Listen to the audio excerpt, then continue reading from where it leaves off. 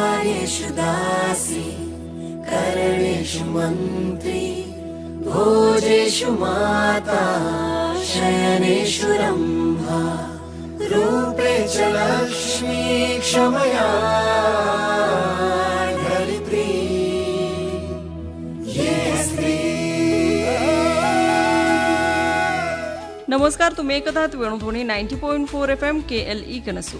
स्त्री ध्वनी आवाज बुलंद महिलाओं की सीरीज 3 या प्रोग्राममध्ये मनीषा तुमचं स्वागत करते. आज आपण एक अशी स्टोरी ऐकणार आहोत ज्यामध्ये म्हणजे आपण ऐकत असतो की एक महिला ही अर्धांगिनी म्हणून त्यांच्या आयुष्यामध्ये येते, पण इथं एक वेगळी स्टोरी आहे ज्यांनी त्यांच्या हजबंडना स्वतःच्या आयुष्यामध्ये अशा रीतीनं सामावून घेतलेलं आहे की ते दोघं आता एकत्र छान संसार करतायत. असं मी काय म्हणते ते तुम्हाला कार्यक्रम ऐकताना समजून येईलच. ती स्टोरी आपण ऐकणार आहोत. खूपच इन्स्पिरेशनल स्टोरी आहे आणि ही स्टोरी ऐकल्यानंतर किंवा हा जो प्रोग्राम आहे तो ऐकल्यानंतर आपल्यालाही वाटेल की आपण ही अशा पद्धतीनं छान संसार केला पाहिजे. तर एकमेकांना समजून घेणं असेल किंवा एकमेकांच्या कामामध्ये मदत करणं असेल, हे सगळं ह्या दोघांच्या मतानं किंवा यांच्या सपोर्टमुळे होत असतं. तर त्यांना मी इंट्रोड्यूस करून देते आजच्या कार्यक्रमामध्ये. त्यांचं नाव आहे मनाली रामचंद्र कुकजी. त्या एक हाऊसवाईफ आहेत, पण संस्कार महिला सोसायटीच्या त्या डायरेक्टर म्हणून कार्यरत आहेत. सध्या त्यांनी एक घरच्या घरी व्यवसायही सुरू केलाय.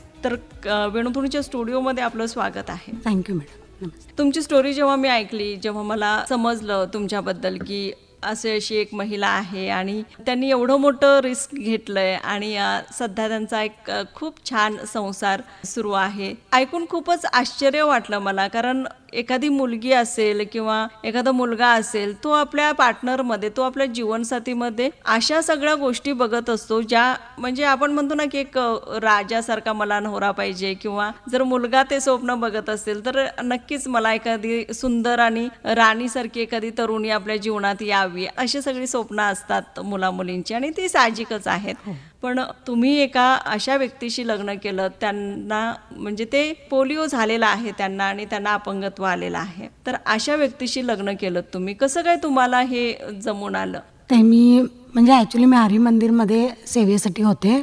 मी 8वीला होते तेव्हापासूनच मी हरी मंदिरमध्ये हे करत होते. म्हणजे आमच्या मास्तमल्लीमध्ये मी शाखा प्रमुख आहे. म्हणजे मीच तिथं आईंचं सगळं सुरुवात केली होती.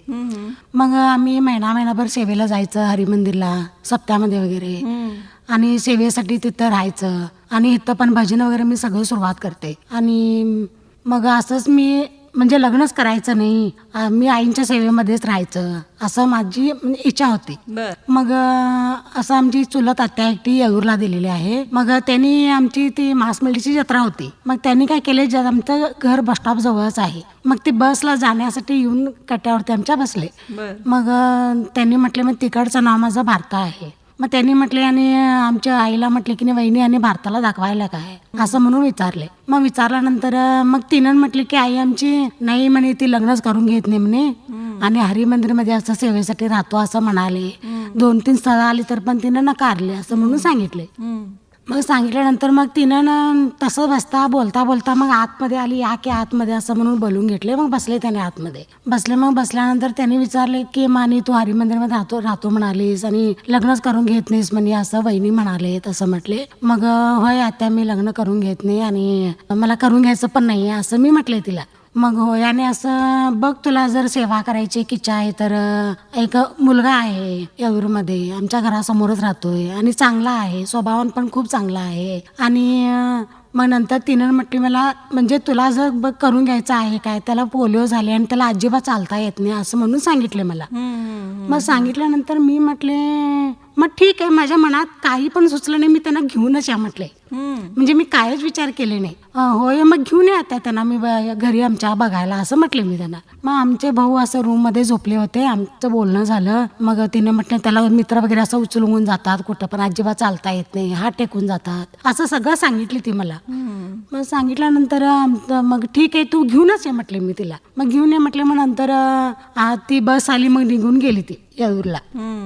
मग आमचा भाऊ झोपला होता, आला उठून. आणि त्यानं मला म्हणजे थोडंफार असं ओरडला आणि काय तुला अक्कल आहे की नाही आणि त्याला अजिबात चालता येत नाही म्हणे आणि तसल्या मुलाशी तू लग्न करून घेतो म्हणालीस का म्हणजे बघायला घेऊन ये म्हणालीस असं सगळं तो मला थोडंफार मला जरासं ओरडला. मग ओरडल्यानंतर मग मी त्याला काही म्हटलं ना मग मी म्हणून गप राहिले. मग 1-2-3 दिवसांनी मला नंतर हरिमंदिरला जायचं होतं सेवेसाठी.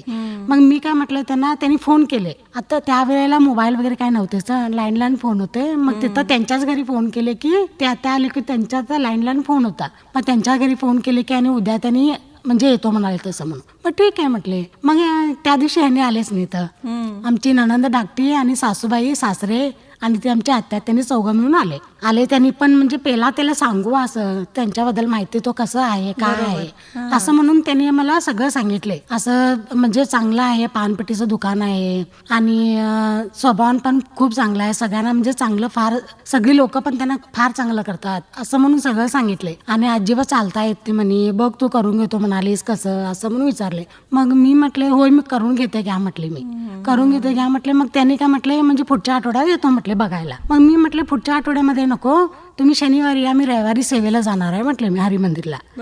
मग त्याच्या तुम्ही अगोदरच या म्हटले.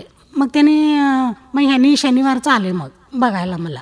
1-2 मित्र घेऊन म्हणजे ह्यांना असं उचलून आणायला पाहिजे ना. मग 1-2 मित्र पण आले आणि आमचे नंदेचे मिस्टर आले. मग आल्यानंतर ह्यांनी मला आमचा घरी असा मोठा आईंचा फोटो आहे. मग ह्यांनी काय करत होते आले आणि तेच कसं एकदम बघितल्यावरती त्यांनी म्हणजे मी करूनच घेतो म्हटल्यावरती ह्यांनी पण जरा समजे असं शॉक झाले. आणि ह्यांना आईनं म्हटली पण ह्यांना आणि तुला करून घेतो म्हणाले रे असं म्हणून. मग ती पिशी आहे का मला करून घेतो म्हणाले असं ह्यांनी आईला प्रश्न केले.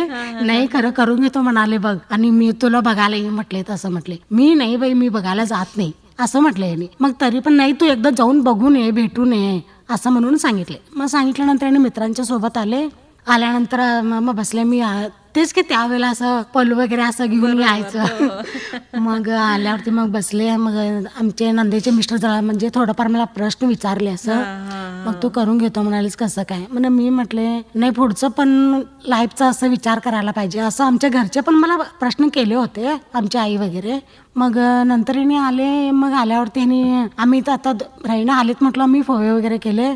मग ह्याने थोडंसं फवे करून खुर्चीच्या खाली ढकलले प्लेट नको मग आणि मित्र वगैरे मग ह्यांनी बघितलं. पण त्यावेळेला मला काय ह्यांनी काय विचारले नाहीत.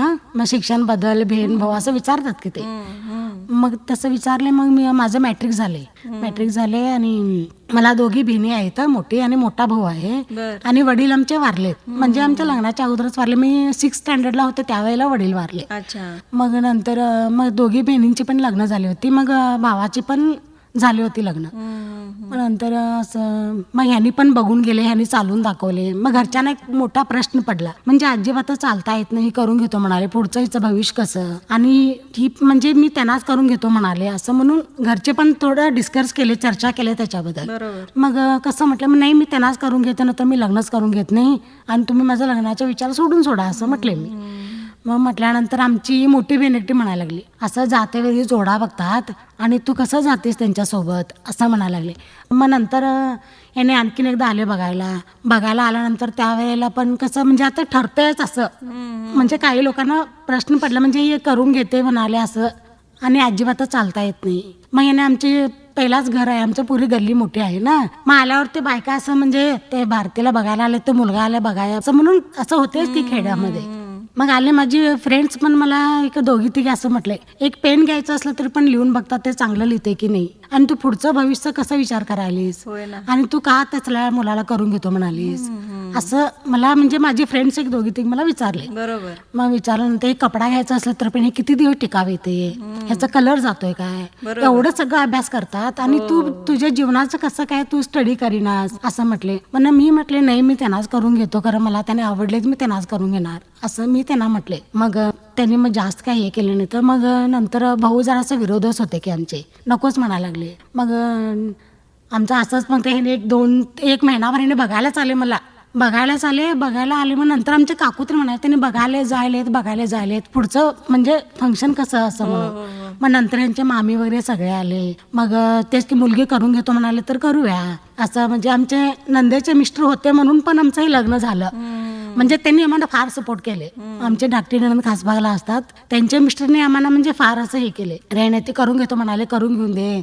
आणि असं मग घरी त्यांनी पण चर्चा केली की नाही बघ आता चांगल्या मुलांच्या सोबत मुली राहणार, होय ना. आणि उद्या कुठं पण पळून गेली काही पण झालं असं काही पण असं म्हटलं की ते हरिमंदिर म्हणते, हरिमंदिरचं कुणाकडं असं पळून गेली तर असं पण मला प्रश्न विचारले.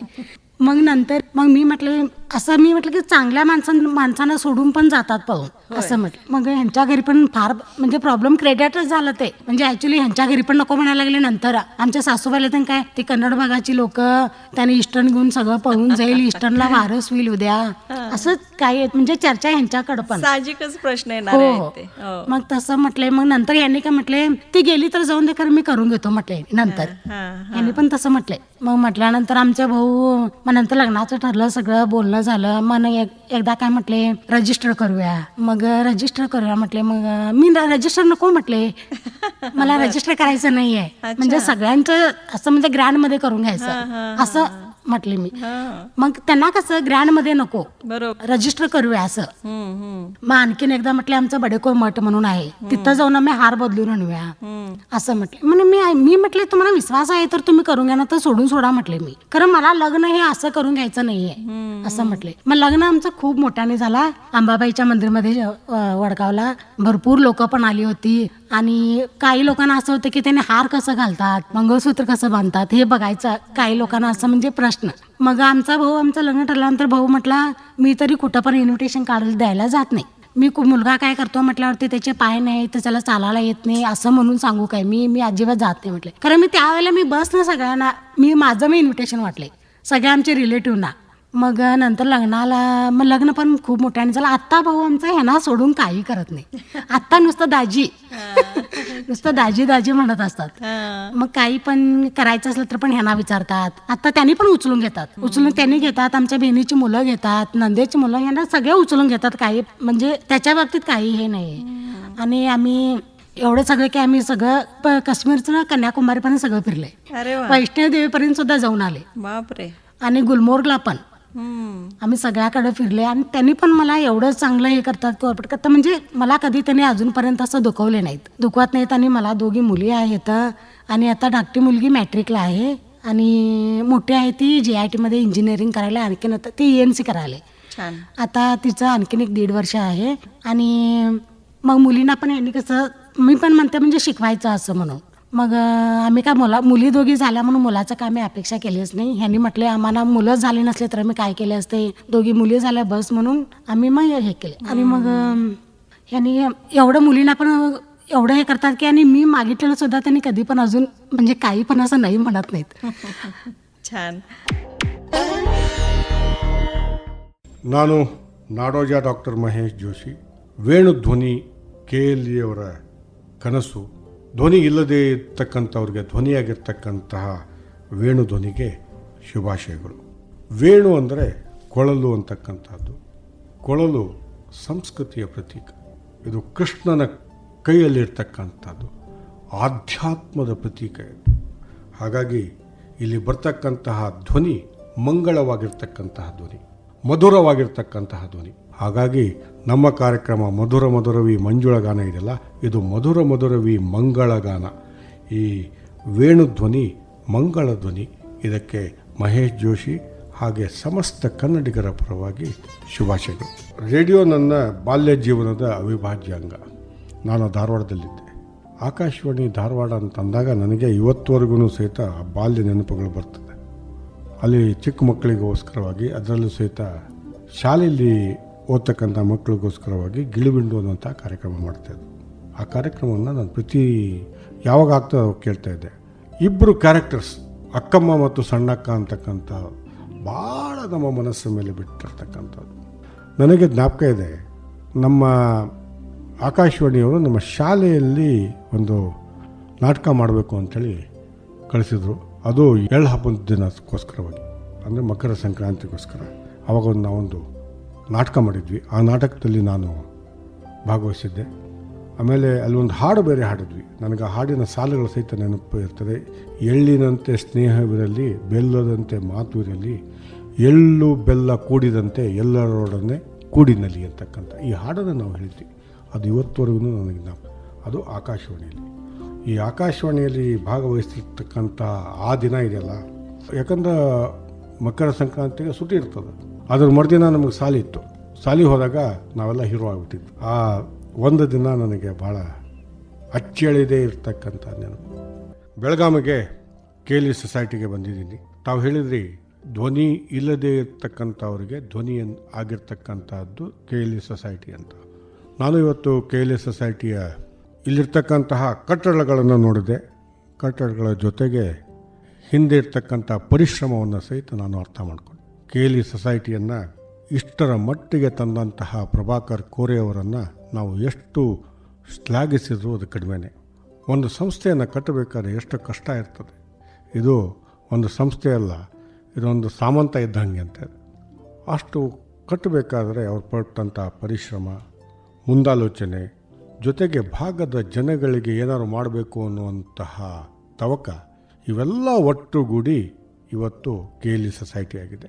ಹಾಗಾಗಿ KLE ಸೊಸೈಟಿಗೆ ನಾನು ಕೊಟ್ಟಿರ್ತಕ್ಕಂತಹ ಭೇಟಿ ಭಾಳ ಸಾರ್ಥಕ ಆಗಿರ್ತಕ್ಕಂಥದ್ದು ಅಂತ ನನ್ನ ಭಾವನೆ.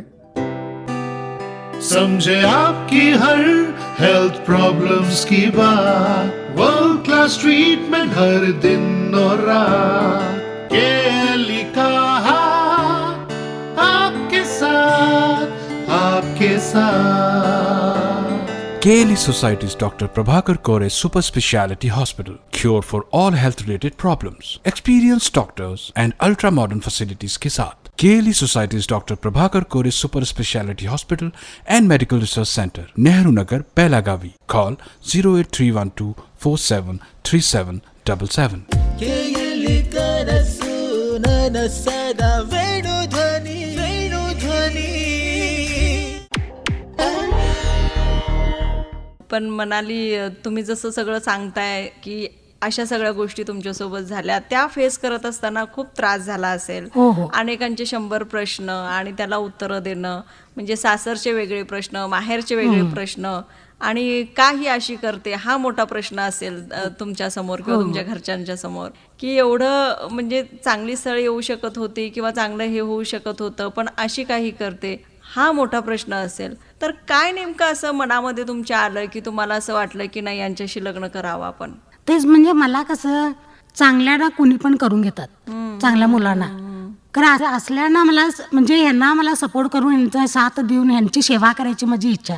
त्यासाठी मी ह्यांनाच करून घेते असं म्हण. किती वर्ष झाली लग्नाला? आता 22 वर्ष झाली लग्न. मग 22 वर्ष म्हणाली तुम्ही यांच्यासोबत अगदी छान राहताय. आणि तुम्ही सांगितल्याप्रमाणे तुमचं मन त्यांनी अजूनही दुखवलं नाही म्हणताय तुम्ही, म्हणजे चांगलं प्रेम आहे तुमचं एकमेकांवरती. तर ते असंच राहावं, त्यासाठी आमच्याही शुभेच्छा आहेत तुमच्या संसाराला. आणि तुम्ही म्हटल्यासारखं म्हणजे त्यांना अजिबातच चालता येत नाही, मग इकडं तिकडं एवढं फिरणं झालं तुमचं, किंवा अजूनही इकडं तिकडं आता जावंच लागतं आपल्याला कामानिमित्त. तर तो सगळा प्रवास मग कसा होतो तुमचा? आम्ही सगळ्याकडे फिरायला गेलो तर आम्ही, आमची बहिणी भाऊ, आम्ही सगळेच असं म्हणजे ट्रॅव्हल करूनच आम्ही जाते. ट्रेननं म्हणजे जास्त आम्ही नाहीच, स्वतःची गाडी करूनच जाते. आणि थोडंफार त्यांनी पण घेत होते, मी पण त्यांना घेत होते. सगळ्याकडे उचलून, मी कुठं पण उचलून जाते, 3rd फ्लोअरला, 2nd फ्लोअरला, सगळ्याकडे मी स्टेप चढून सुद्धा त्यांना घेऊन जाते. अरे बाप. सगळ्याकडे घेऊन जाते. आणि आता LICचं त्यांनी हे करतात, आणि LICचं त्यांनी MD-RT झालेलं आहेत. आणि एका दिवसामध्ये त्यांनी 100 पॉलिसी केले, एका दिवसामध्ये. आम्ही एवढं स्ट्रगल करते. आणि आम्ही कसं आहे जीवनामध्ये, त्यांनी LICमध्ये पण फार नाव कमवलेत. आणि पहिला त्यांचं थोडं पानपट्टीचं दुकान होतं आमच्या लग्नाच्या अगोदर. मग त्यांनी सायकलवरनं जायचे, 3 चाकाचे सायकल होतं त्यानंतर. मग नंतर त्यांनी स्कूटी घेतले, म्हणजे माझ्यासाठीच घेतले त्यांनी, त्यांना मारता येते म्हणून. मग नंतर मी थोडे दिवस मारले, मग नंतर त्यांनी साईडला असं चाका बसून घेतले. मग नंतर ॲक्टिवा घेतले. आणि आमच्या सासू सासऱ्यांनीच घेतलेलं प्लॉट होतं वडगावला, म्हणजे जागा होतं तिथं. त्यांनी स्वतःच प्लॅन करून सगळं स्वतःच त्यांनी उभा राहून, एक मोळा पाहिजे असलं तरी स्वतःच आणून छान घर बांधलं, तर मॅडमला माहिती आहे. आणि घरामध्ये काही पण आणायचं असू दे, काही पण असू दे, आम्ही दोघं डिस्कस करून आणायचं की नाही आणायचं, असं सगळं मी एकमेकाला बोलून सगळं असं छान. हां. म्हणजे कुठेही जायचं असेल तर तुम्ही सोबत जाता आणि त्यांना उचलून घेऊनच तुम्हाला जावं लागतं. हो हो इकडं सगळ्याकडे मी उचलूनच जाते. आम्ही व्हीलचेअर वगैरे आहे का मी घेऊन जात नाही. म्हणजे असं इथं लोकल कुठं पण जायचं असलं तर मग जास्त लांब जायचं असलं कुठं तर मी टूरला गेलो तर मग व्हीलचेअर घेऊन जाते, ढकलत घेऊन जाते. असं इथं थोडंफार कुठं मग कोणाच्या पण घरी जायचं असलं कुठं पण जायचं असलं तर मी सगळं त्यांनी नको म्हणतात. कारण मी म्हणते मला घ्यायला काही वाटत नाही, तुम्ही कशाला एवढं विचार करता, म्हणजे कोण तर काय तर म्हणतील असं. तर मी म्हटले दुसऱ्यांचा विचार करायचा नाही आपल्याला. मी तुमच्या सोबत आहे, तुम्ही माझ्या सोबत आहे, हेच विचार करून आपण चांगलं राहायचं असं म्हणून मी त्यांना सांगते. म्हणजे कुठं पण जरा यायला त्यांनी आवड करतात. खरं मी त्यांना सोडून कुठंच जात नाही. कुठलं फंक्शन असो, मी माहेरी असो, आम्ही सकाळी जातो संध्याकाळी येते. मी राहायला म्हणून सुद्धा त्यांना सोडून एक दिवस पण अजून मी कधी जात नाही, माहेरी पण नाही. मनाली, आता एखादं म्हणजे घरी आपल्या जर पेशंट असलं कोणी तर त्याची सेवा करणं आपल्याला महिन्यापेक्षा जास्त जमत नाही कुणालाही. हो. तर ते करणं आणि मग तुम्ही एवढी 22 वर्ष म्हणताय तुमच्या लग्नाला झालीत आता आणि डे 1 पासून तुम्हाला हे करावं लागतंय, तर त्याचा कधी कंटाळा किंवा असं काही किंवा वेगळा काही विचार मनात येणं असं कधी झालं? नाही अजिबात नाही. मला अजिबात कंटाळा म्हणून नाहीच. मी काही पण त्यांना द्यायचं असलं की नाही मी सगळं नेऊन देते त्यांना. आणि कपडे वगैरे आंघोळीचे वगैरे सगळं नेऊन ठेवते. आणि मला अजिबात म्हणजे असं कंटाळा म्हणून काही नाही. त्यांनी काय तर मागितलं की नाही उलट मला म्हणजे आवड येते. म्हणजे मला करायचं असं म्हणजे अजून त्यांनी मला माझ्याकडून त्यांची किती सेवा केली तरी पण मला कमीच वाटते. मला अजिबात असं कंटाळा नाही, काही नाही. घरच्या कामामध्ये मग सुद्धा मला कंटाळा येत नाही. मी सगळं व्यवस्थित सगळं मुलींना सुद्धा मी काही पण लावत नाही. म्हणजे त्यांचं एज्युकेशन आहे, त्यांनी चांगलं शिकून दे, स्टडी करू दे, त्यांना पण आमच्या ह्याच्यामध्ये त्यांना डिस्टर्ब होता कामा नाही. तसं म्हणून मी त्यांना मुलींना सुद्धा मी काही पण अजूनपर्यंत कसलं पण त्यांचं असू दे, त्यांनी मी पण मला सपोर्ट करतात, फार करतो म्हणतात. कारण मी म्हटलं तुमचं तुम्ही एज्युकेशनचं चांगलं तुम्ही हे करा, त्यांचं सगळं मी व्यवस्थित हे करते. आणि त्यांनी ऑफिसला वगैरे जाते वेळी त्यांनी सगळं गेट वगैरे काढून त्यांना पाठवून मी नंतर बाकीची कामं आवरते. मग आले की नाही लगेच सगळं आणून ठेवायचं, त्यांचं बॅग वगैरे LICचं काही पण असलं तर. असं काही मला काही त्याचं अजिबात अजूनपर्यंत झालं नाही आणि ह्याच्या पुढं पण मला होत नाही. म्हणजे असं कंटाळा म्हणून नाही. अच्छा. उलट मला आवड. खऱ्या अर्थानं अर्धांगिनीचा रोल तुम्ही छान प्रकारे निभावत आहात मनाली. कारण एवढं सगळं मनापासून करणं हे खरंच कुणालाच जमलं नसतं असं वाटतंय ऐकून. कारण मी म्हटलं ना की एखादा जर घरी पेशंट झाला आणि काहीतरी झालं त्यांना तर 1 महिनाभर त्यांची जर सेवा आपल्याला करावी लागली तर एखाद दिवस आपल्याला कंटाळा येतो आणि नको वाटतं की आज एक दिवस ब्रेक घेऊया किंवा काहीतरी गोष्टी मनात येतात, असं सगळं होत असतं. पण तुमच्या मनात असं अजूनपर्यंत आलेलं नाही आणि जेवढी तुम्ही त्यांची सेवा कराल तेवढा तुम्हाला आनंद भेटतो त्याच्यामध्ये असं तुम्ही म्हणताय. तर असंच हे तुमचं काम पुढं सुरू राहावं आणि तुमची जी जोडी आहे ती अशीच राहावी ह्या आमच्याकडूनही तुम्हाला सदिच्छा आहेत. तर मनाली, तुमचं जेव्हा लग्न ठरत होतं असं तुम्ही तो जो प्रसंग सगळा सांगितलात, अर्थात तेव्हा सासरच्या लोकांकडूनही ही भावना आली असेल की ही का करून घेते, हिचा काहीतरी स्वार्थ आहे का त्याच्यामध्ये, आणि ही कशी काय एवढं म्हणजे स्वतः चांगली असून याला करून घेते की हिच्यामध्ये काहीतरी फॉल्ट आहे, असेही प्रश्न येतात. तर तसे काही प्रसंग आले का? हो आले. ॲक्च्युली काय झाले आणि म्हणजे सासूबाई आमची म्हटल्या कुणीतरी त्यांना सांगितलं म्हणे तिला म्हणजे ते रात्रीचं दिसत नाही. अच्छा. असं म्हणून सांगितले म्हणे. बर. मग म्हणजे त्यांना काय होतं, हे लग्न मोडवायचं होतं.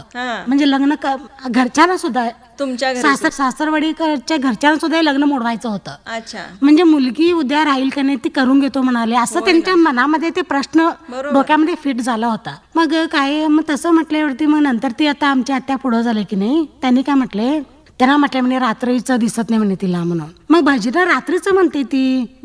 एवढं पुस्तक घेऊन मायक वरती भजनं सुरुवात करणं म्हणजे काय, एक पण चुकायचं नाही सूर त्याच्यामधलं भजनामधलं. अगदी तबला पेटी म्हणजे सुरामध्ये अगदी व्यवस्थित ते बसलं पाहिजे. आणि ती भजन कसं म्हणते, रात्र अंधी आहे तर एक दिवस रात्रीचं सुद्धा आले मला बघायला. अच्छा. म्हणजे अशी पण झाली आमच्यात. म्हणजे ह्यांच्याकडनं पण कसं त्यांना विश्वास नव्हता की ही मुलगी राहील असं म्हणून.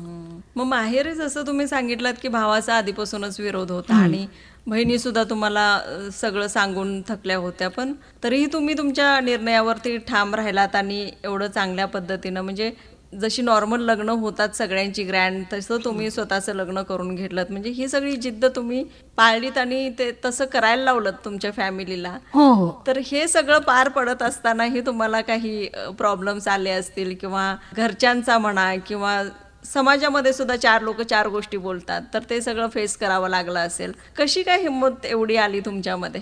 नाही, मी म्हणजे कसं, मी रजिस्टर मी नकोच म्हटले त्यांना.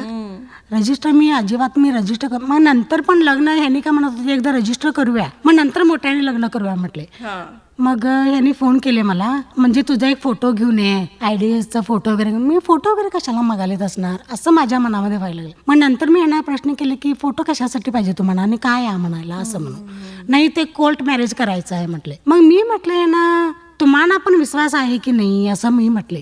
मग ह्यांनी मग नंतर एवढंही सांगाले तर असू दे, रजिस्टर नकोच. मग सासू आणि सासरे आमचे आणि काय म्हटले, लग्न झाल्यावरती सुद्धा रजिस्टर करूया. म्हणजे त्यांच्या माइंडमध्ये फिट होतं की रजिस्टर करायचं, रजिस्टर केलं की उद्या याचं काही चालत नाही असं.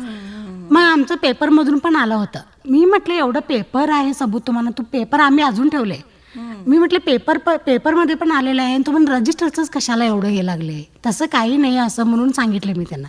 मग सांगितल्यानंतर ठीक आहे, एवढं हे करायला तर असू दे म्हटले. मग नंतर मला पण ते पहिला जरासं फार असं म्हणजे घरी पण मला फार जरासं हे झालं, नंतर लग्न झाल्यावरती सुद्धा. म्हणजे खरं तर आमची कसं सगळी फॅमिली पण आमची फार चांगली आहेत. आमची दोघी नंदा फार चांगल्या आहेत. नंदा पण मला फार सपोर्ट केलाय, दोघी पण.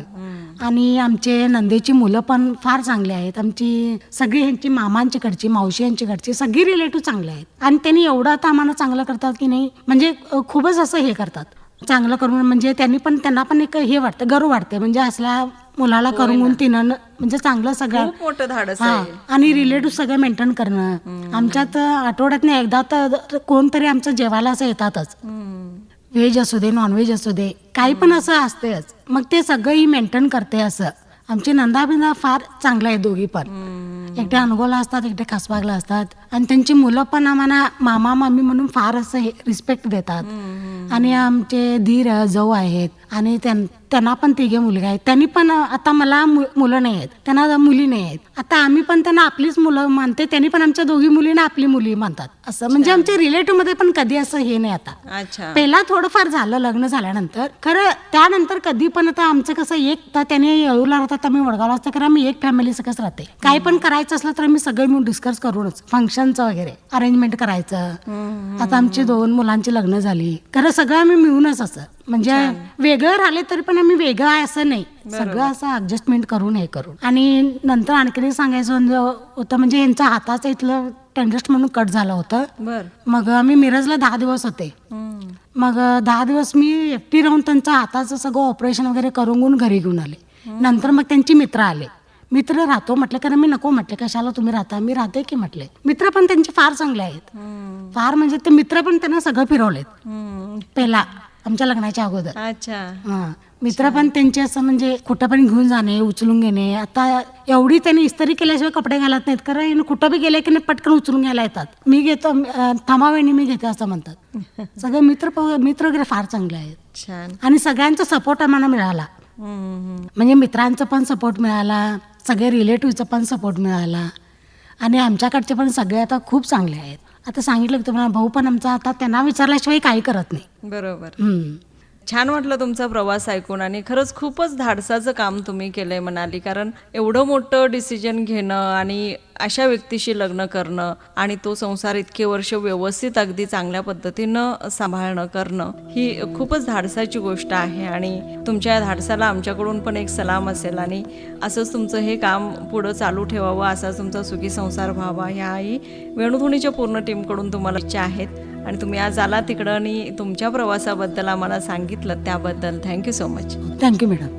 कार्येषु दासी करणेषु मंत्री भोजेषु माता शयनेषु रंभा रूपे च लक्ष्मी क्षमया धरित्री ये स्त्री. हा होता आजचा विशेष कार्यक्रम स्त्रीध्वनी आवाज बुलंद महिलाओं की. या कार्यक्रमामध्ये आपण ऐकत होतो मनाली रामचंद्र कुकजी यांना. त्यांच्याबद्दल त्यांचा जीवन प्रवास आज आपण ऐकला. त्या एक हाऊसवाईफ आहेत, पण त्यांनी अशा व्यक्तीशी लग्न केलेलं आहे जे एक अपंग आहे, त्यांना पोलिओ झालेला आहे. त्यांच्याशी लग्न केल्याने त्यांची सेवा त्या करतायत आणि गेली 22 वर्ष त्या एक सुखी संसार करत आहेत. तर त्यांची स्टोरी आज आपण ऐकत होतो. आणि कसा होता आजचा कार्यक्रम मला जरूर कळवा. त्यासाठी नंबर आहे 9019904904. ही आहे केली वेणुध्वनी 90.4 FM ची प्रस्तुती. नमस्कार.